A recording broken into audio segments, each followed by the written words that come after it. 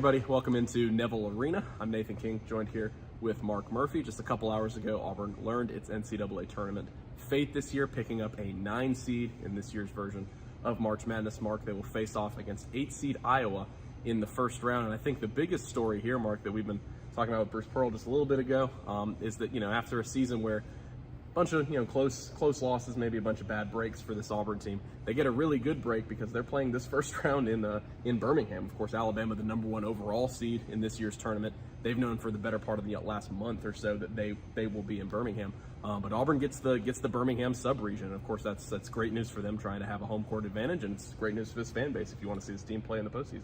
And it's good news for Auburn fans, for sure. And it's good news for us because we're not scrambling to find plane reservations to Sacramento or trying to get a hotel out in California. So yeah, it's a good day for Auburn basketball. With a lot of respect, Nathan, with that seed. Auburn's 9 seed. They play the Iowa Hawkeyes, a team I've seen on television a couple of times this year. Really good team offensively. Not as good as some of the teams Auburn has played in the SEC defensively. Not as athletic, I don't think, but they can certainly shoot the basketball. So it's going to be a tough test. It's a team that Bruce Pearl certainly respects. Coached 6 years at Iowa. He has a lot of respect for Fran McCaffrey, who's the coach at Iowa, is probably considered one of the better coaches in Division I basketball right now. So it's going to be fun. SEC versus Big Ten. Yeah, for sure. And you look at the other side of that sub-region there, they'll get the 1 seed Houston in the Midwest if Auburn is to beat Iowa, and that'll be for a trip to advance to the Sweet 16. We're in the Midwest region. Auburn they'd be going back to Kansas City if they were to end up winning that game. Yeah, Bruce Pearl talked about it today. He said we knew we'd be anywhere between the 8 and the 10 lines, for them, when looking at some of the projections, Birmingham started to kind of gain some traction. They were saying, okay, if we can end up in this 8-9 game, it would sort of make sense to land there in Birmingham. So, of course, it'll be the second session, I believe.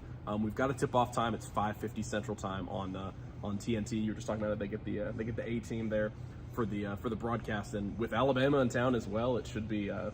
These are 2 programs that have obviously been on the upswing, relative to their recent history over the past few years, winning a bunch of SEC championships, and you get both of them in the town at the same time. That'll certainly be maybe the bar scene on Wednesday in Birmingham will certainly be pretty interesting. And it's really good for a lot of Auburn fans too, because people can work on Wednesday. A lot of people are close enough to work a half a day on Thursday and still get up there in time for the game. But I imagine most of them won't work at all on Thursday, who are actually going to the game. They want to get there and enjoy the scene. And Auburn's played in the NCAA tournament in Birmingham, but it's been a while. They played North Carolina in the Sweet 16 up there.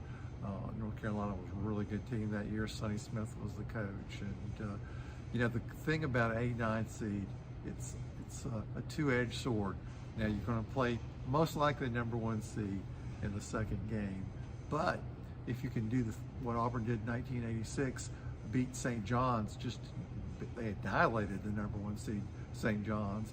They got that seed line and they got a really good draw all the way through, and they came up 1 win short of making the Final Four, and they lost to Louisville, featuring Never Nervous Purvis Ellison, the great freshman who put on a show. And if Jeff Moore hadn't gotten in foul trouble in that game, Auburn might have been in the Final Four long before Bruce Pearl's 2019 team did. Yeah, that was the last time they were a 10 seed. They've never been a 9 seed before, like they are right now. You mentioned them playing in the tournament before in Birmingham. They're 4-0 in Birmingham under Bruce Pearl. You go back to them playing a true road game at UAB, but then they did those 3 straight years of playing at Legacy Arena, which I didn't realize. I looked it up. $125 million was the renovation there for that arena. So Bruce Pearl said tonight, we haven't been in that building since it's gotten that upgrade. So should be a pretty nice venue for them to play in, and Alabama to play in, packing a bunch of fans in there. Talking a little bit about Iowa, like you mentioned, of course, Bruce Pearl has great respect for this program. It's one of the first things he said tonight in his press conference, talking about, again, you mentioned, I believe it was 86 to 92. He was an assistant there. He followed Tom Davis from Boston College. I believe it was Boston College, then Stanford, then to Iowa. But this version of Iowa, Fran McCaffrey's been a great coach there. I believe this is 4 tournaments in the last 5 years for them. This is the best offense per KenPom, per adjusted efficiency. This is the best offense Auburn's seen all season. Number 3 in the country in efficiency according to KenPom. Number 14 in the country in scoring offense. You mentioned it, kind of watching them earlier this season. This is a team that Bruce Pearl talked about tonight. McCaffrey is a really, really good offensive coach in terms of what he designs for his team. It's also just got a bunch of dudes who can go out there and score. This is a team that you better play 40 minutes of good defense against, Nathan, because, well, they can get hot in a hurry. They hit 3-point shots. They can play up tempo, and when they're behind, they could really have a spurt if they need to. So I don't think Auburn's going to want to play extremely fast in this game. Auburn lately has been about as effective, if not more effective, in half-court sets than it has been playing really fast. But I think defense is going to be the key. I think Iowa averages 8.1 3-pointers made per game. So Auburn's been pretty good at stopping other teams from making 3-pointers. So that'll certainly be something to watch on Thursday evening. Yeah, and you talked about it, them playing better in the half court on offense this season. Bruce Pearl mentioned it a few weeks ago. They were playing really fast actually in non-conference play, and he said maybe slow this down. That's led to more efficient offense for them, and it's led to fewer turnovers, which we've seen for most of the season. Even in that loss to Arkansas, only 10 turnovers for them in that game. That's another thing. Iowa does a really good job of taking care of the ball. So if you're looking around, for a good matchup in this year's tournament in terms of a really good offense against a really good defense, there aren't going to be many better than Auburn against Iowa there in the first round. Talk a little bit about, you and I were both in Nashville for the SEC tournament. Auburn obviously was one and done there for the second straight year. They lose to Arkansas on Thursday, 76-73. It was a game that early second half looked like it was going to be pretty much out of hand. Arkansas goes up by 15. They're dominating the inside. They had 48 points in the paint. I believe the final rebounding margin was minus 19 or 18, I think it was. Substantial. In fact, It was so bad that halfway through the second half, I started writing my game article about Auburn lost the game because it didn't rebound. And they almost ended up winning the game despite the big margin in rebounding.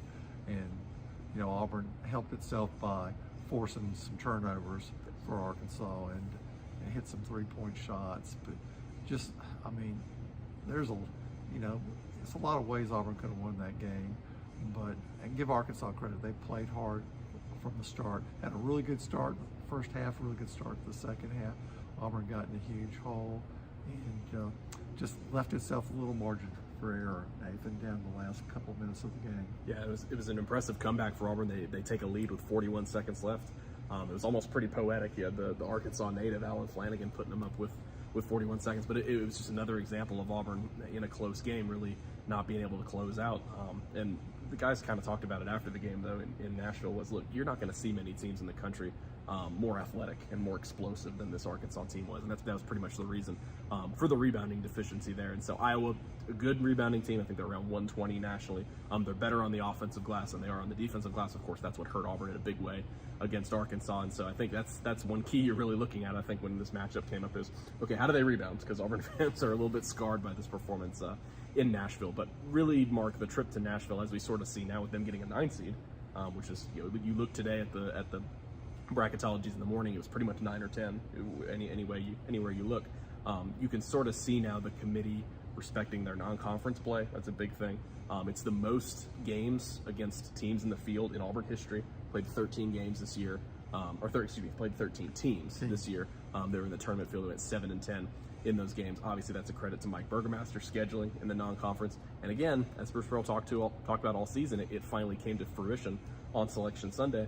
It matters when you play these good teams and you don't get blown out, and you're shown you're capable of beating them if a couple things would go your way. Yeah, just had the one really bad game up at Kentucky this year. It was the big, black mark on the record. But overall, Auburn was pretty competitive. And the thing that got my attention about this team, I don't think it's ever really played up to its potential. But to its credit, when they've lost some really heartbreaking games, Nathan, they haven't pouted about it. They've come back, played hard the next game, and I expect them to bounce back from their SEC tournament loss to Arkansas and probably play pretty well. I'm sure they're going to play hard. Yeah, what you would expect them to, and I think, Mark, we've talked about it before on the podcast. That's probably been the most impressive part to me about this year's team on the whole. is their ability to, whether it's I thought the best example of it was when they went to Tuscaloosa, that you couldn't have drawn up a more heartbreaking finish for that team. What do? They turn around and get a game they absolutely had to have against Tennessee to get into the NCAA tournament. So, and they rebounded in that game. And a massive key for this team is going to be rebounding against Iowa. And so, yeah, you would expect them to play really well in this game and come out and play well because there's not really much precedent for them to do otherwise this season. And so, thank you guys so much for tuning in. For Mark Murphy, I'm Nathan King. We will see you guys in Birmingham.